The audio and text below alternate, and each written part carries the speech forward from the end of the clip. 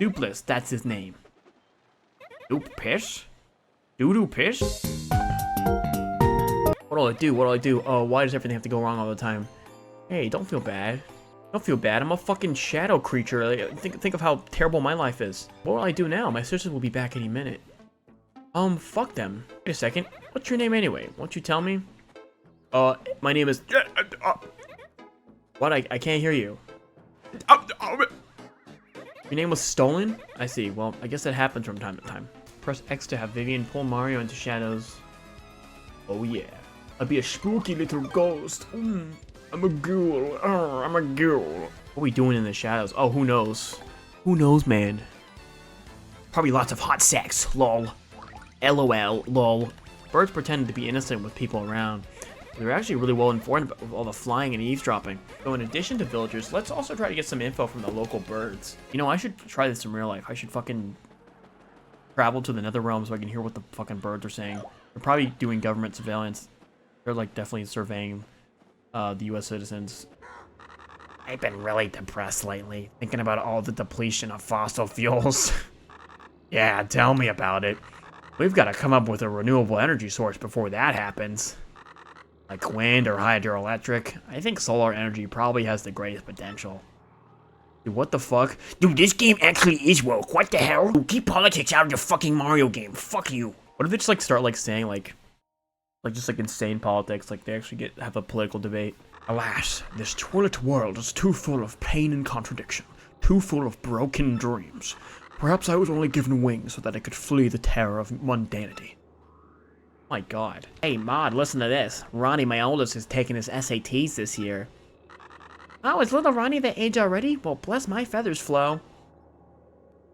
The fucking SATs are canon in the fucking Mario universe? That's fucking awful. Was this dialogue, like, from the original game? I feel like this would be something you'd write in 2024. If this is from the original, then, like, holy shit. Love that sound. This one? It's like PS5 home screen. The letter P. The letter needed to get Mario's name and body back. Also, I needed a letter. I forgot there was a letter missing. Pretty bird, pretty bird. Yeah, what's his name? I really want a cracker. Duplis, you're a big meanie. When's the feeding time, huh? Yeah, you want to say that again? Squawk! Pretty bird, pretty bird. Dupe. This. Confirm. What did you just say? Can't be. No. Why? How? I'm feeling faint. Alright, guys. Does anyone want to guess what I'm gonna pick? Anyone would like to venture to guess? Health. Well, that was a good try. That was a good guess. Very good, my loyal ones. How dare this nameless nobody challenge the great Mario? Mario? The guy who stole your name and body is Mario? That means you're Mario? No, what? No? Lying to Queen? Well, she obviously didn't believe it. she just ignored it. No, I'm not Mario. What the fuck? Dude, I hope she comes back. I'm kind of screwed. This kind of has an Angry Birds type beat to it, you know? Sounds a little like the Angry Birds. Mario, I'm fighting by your side from now on. Mario, don't let your guard down, okay? The fuck up, man. You're not Mario. Only I'm the real... Jesus, stop. Oh my god, it's kind of relentless. Wait a minute. This is fucked up. If this is really Mario, he should have 10 HP. He should be dead by now. No. Why? How? Oh.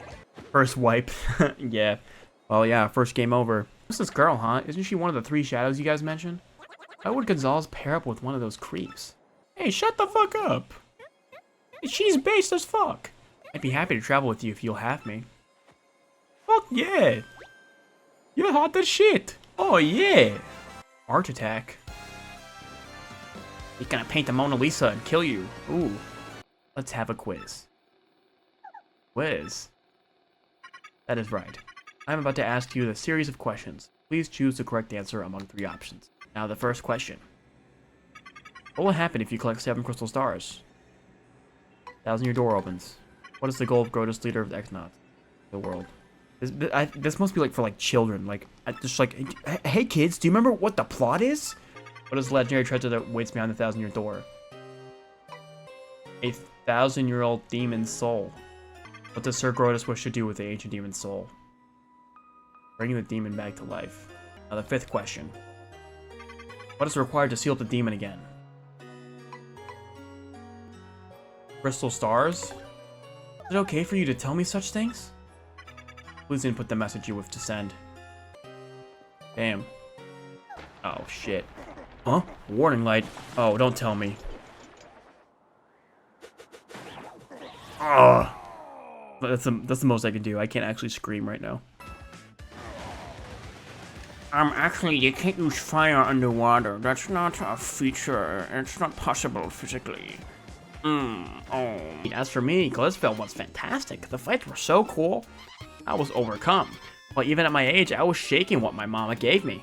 Then, the hot dogs. Oh my gracious, yummerly. You have fun too, Jesus Christ, just fucking incinerated her. What have you found out, Professor? This is rather long, so you best listen well. Are you all ready? And you there, in front of the screen, you listen up too. And you watching this at home, on the what is it, twiddle.television. Temporarily immobilized enemies. Yeah, all these other items suck, except the Wario one, which is like absurdly expensive, honestly. Like, oh, I want to be Wario. Oh wait, gotta do Luigi's story.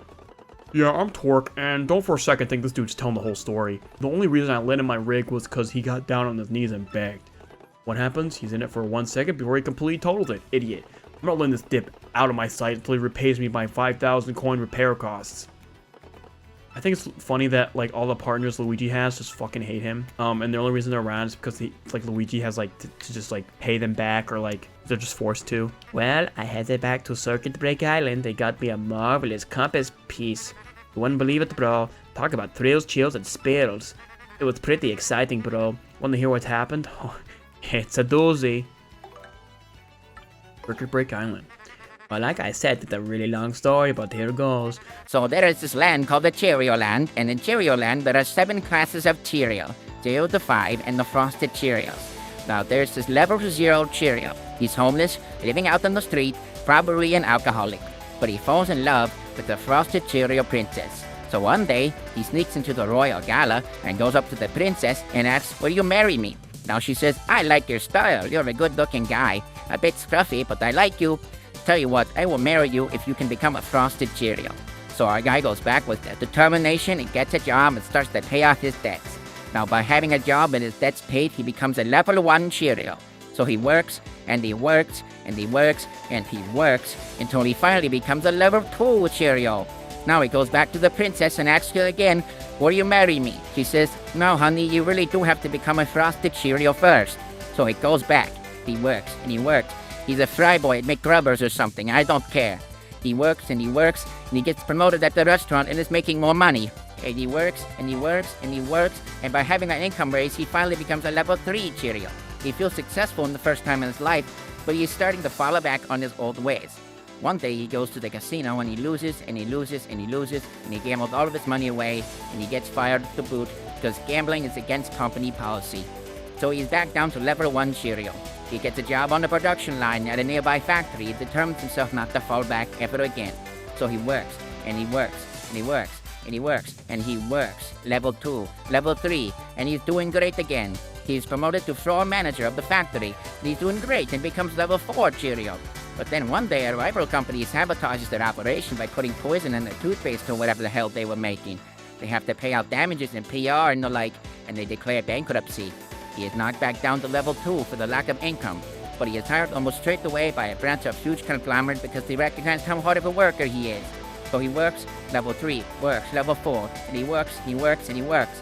So he's promoted to CEO of the branch that he works in. A few months pass, and he's approaching level 5 status when the head of the entire conglomerate decides to retire.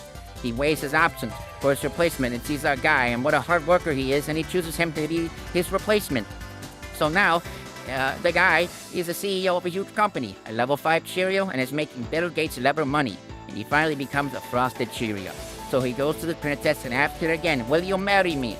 And she says, yes, I will marry you now. So a few months pass, and they're at a wedding reception, They already said their vows, and the party's winding down. The newlywed wife tells her husband, "Hey, I'm thirsty. Can you go over to the bar and get me a gin and tonic or something?" So the dutiful guy, he went over to the bar, and lo and behold, the bartender wasn't there. So he waits, and he waits, and he waits, and he waits 50 minutes, and the bartender still hadn't shown up. So he decided he must have gone home since the party was winding down. So he went back to his wife and tells the bartender wasn't there, "Can I get you something else?" She replies, "Okay, it's fine. Here, take this $1 and go buy me a Diet Coke at the vending machine in the lobby." So he goes to get it, and there's a line for the machine. It was the princess's wedding, so obviously a lot of people would show up. So he waits and he waits in line.